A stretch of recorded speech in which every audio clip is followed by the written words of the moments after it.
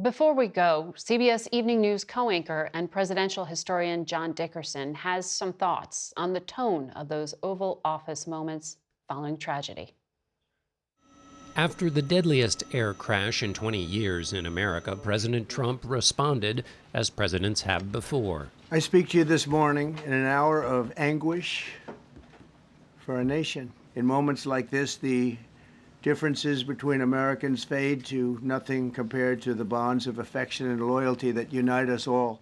Differences fade because we are all reminded of the basic truth that we are all human and life is fragile. In such rare moments, a president can transform private grief into public meaning. These presidential moments live in our collective memory. Ronald Reagan addressing the nation after the Challenger disaster. We will never forget them, nor the last time we saw them this morning, as they prepared for their journey and waved goodbye and slipped the surly bonds of earth to touch the face of God.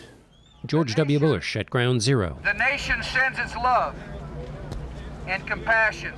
Barack Obama singing at the Emmanuel AME Church in Charleston. Amazing grace. In speech, by bullhorn, in song, and now by executive memorandum. That's how Donald Trump used the Oval Office where Reagan had eulogized the Challenger astronauts. Though the president had earlier declared an hour of anguish for our nation, for him, the hour only lasted a few minutes. He spent much of the remainder of this unique moment distributing blame. I put safety first. Obama, Biden, and the Democrats put policy first. And they put politics at a level that nobody's ever seen.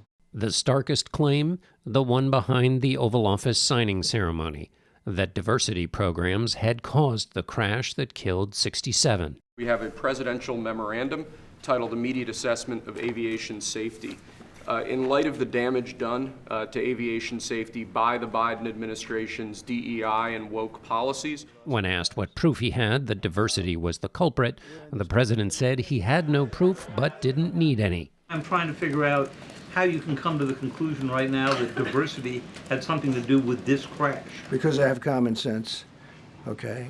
And unfortunately, a lot of people don't. The president's certainty about the crash, despite the lack of proof, suggested for many Americans that the common sense he was referring to was that diversity means things automatically go wrong when people of color are in charge. In one press conference, he traveled the entire length of the emotional register, from asserting that the differences between Americans fade to returning the focus to those differences.